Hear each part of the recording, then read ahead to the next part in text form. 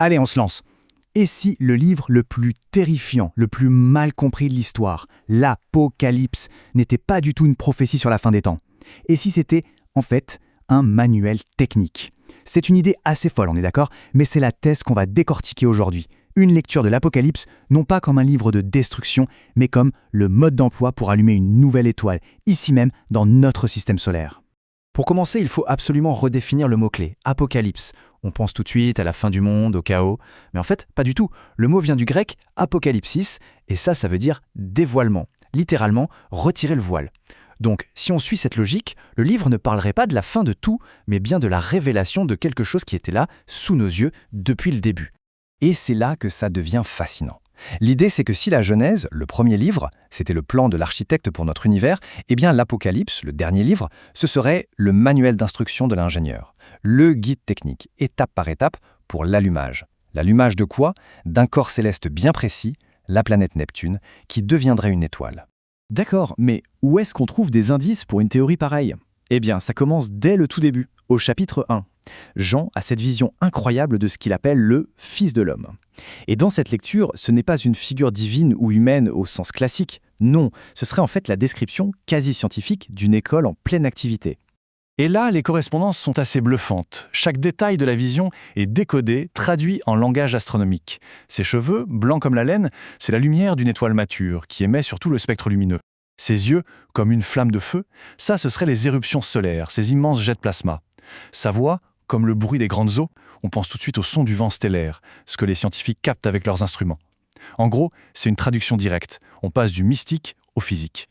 Et pour couronner le tout, il y a cette phrase qui résume tout.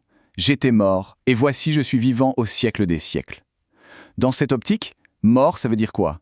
C'est l'état de planète, froide, lointaine, gazeuse, inactive en quelque sorte. Et vivant, c'est l'état d'étoile, chaude, en fusion, active pour des milliards d'années. Ce n'est pas une résurrection spirituelle, c'est une transformation cosmique. Bon, on continue. Après cette vision, on a les fameuses lettres aux 7 églises. Et là encore, on change complètement de perspective. Oubliez les communautés religieuses. Imaginez plutôt un bulletin de notes pour le système solaire. Un rapport d'état des lieux pour 7 corps célestes, juste avant le grand changement. Chaque église reçoit donc une évaluation de son état cosmique.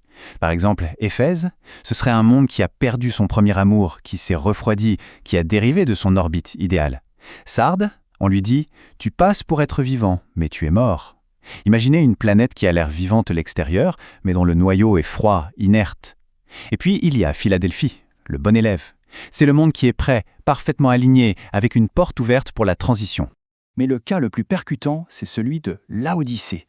Tout le monde connaît cette phrase terrible. « Parce que tu es tiède, je te vomirai de ma bouche ». C'est une image incroyablement forte. Mais si ce n'était pas une question de foi, et si c'était une question de physique? Qu'est-ce que ça peut bien vouloir dire être tiède en termes cosmiques? Eh bien, c'est l'état le plus instable qui soit. C'est un corps céleste qui est coincé entre deux forces, entre deux systèmes gravitationnels. Il n'est ni vraiment froid, c'est-à-dire stable dans l'ancien système, ni vraiment chaud, prêt à rejoindre le nouveau. Il est entre les deux, en train de dériver. Et c'est ça l'état le plus dangereux. Et maintenant, on arrive au plat de résistance, le moment le plus célèbre de l'Apocalypse. L'ouverture des 7 sceaux. Alors là, il faut vraiment mettre de côté toutes les images de fin du monde. Dans cette lecture, chaque sceau brisé, c'est une étape, une phase bien précise dans le processus d'allumage de Neptune. Les fameux 4 cavaliers, ce ne sont pas des entités, ce sont des phases physiques. Premier sceau, le cheval blanc, c'est la première lumière qui jaillit. L'ignition, pure, blanche. Deuxième sceau, le cheval rouge, c'est l'onde de chaleur, la perturbation thermique qui se propage. Troisième sceau, le cheval noir et sa balance. Là, c'est la redistribution complète de l'énergie dans tout le système. Et enfin, le quatrième, le cheval blême, c'est la désintégration de l'ancien ordre cosmique. Le point culminant de tout ce processus, c'est le 6e sceau. Là, on n'est plus dans les phases préparatoires. C'est le grand basculement. Le moment où tout l'ancien système solaire est chamboulé de manière visible et spectaculaire. Et là, la description est incroyable. Le Soleil devient noir. Ça ne veut pas dire qu'il s'éteint, ça veut dire que, comparé à la nouvelle étoile, sa lumière semble soudainement faible. La Lune qui devient comme du sang, c'est simple, elle reflète désormais aussi la lumière rougeâtre de la nouvelle étoile Neptune. Et le plus beau, le ciel se retira comme un livre qu'on roule. C'est une image parfaite pour décrire notre carte du ciel, qui est littéralement effacée et remplacée.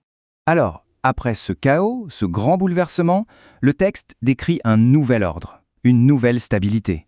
C'est la fameuse vision de la Nouvelle Jérusalem. Et encore une fois, il ne s'agirait pas d'une ville spirituelle, mais bien de la description physique d'un nouveau système solaire, maintenant stable, avec 2 soleils. Le détail le plus important, c'est peut-être celui-ci. La ville n'a besoin ni du soleil ni de la lune pour l'éclairer. Pourquoi ? Parce que dans un système à 2 étoiles, un système binaire, il n'y a plus de nuit comme on la connaît. Il y a toujours une source de lumière dans le ciel. La lumière devient constante, permanente. Et sur quoi repose ce nouveau monde ? Le texte parle des 12 fondations de la ville, faites de 12 pierres précieuses différentes, du jaspe rouge au saphir bleu, en passant par l'émeraude. L'interprétation ici, c'est que ces 12 couleurs sont une description poétique de la totalité du spectre électromagnétique. Le nouveau cosmos est fondé sur la lumière, dans toute sa plénitude. On arrive à l'état final. C'est décrit avec 2 images très fortes. D'abord, un fleuve d'eau de la vie. Physiquement, ce serait le vent stellaire, devenu un flux constant et nourricier. Et puis, l'arbre de vie. Celui qui était perdu dans la Genèse est de retour, et accessible. C'est le symbole d'une vie continue, soutenue en permanence par la double source d'énergie des 2 soleils.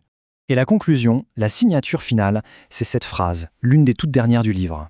La voix qui parle ne dit pas « je suis un roi » ou un sauveur. Elle dit quelque chose de beaucoup plus direct. « Je suis l'étoile brillante du matin ». Dans cette théorie, ce n'est pas une métaphore, c'est une affirmation littérale, une déclaration d'identité cosmique. Alors au final, que penser de tout ça ? On a une lecture de l'Apocalypse qui le transforme en manuel d'astrophysique, en guide codé pour la naissance d'une étoile. La question est immense. A-t-on affaire à un véritable plan cosmique caché dans un texte sacré depuis 2000 ans, ou est-ce que c'est simplement une série de coïncidences incroyables ? C'est une sacrée question et pour l'instant, elle reste ouverte.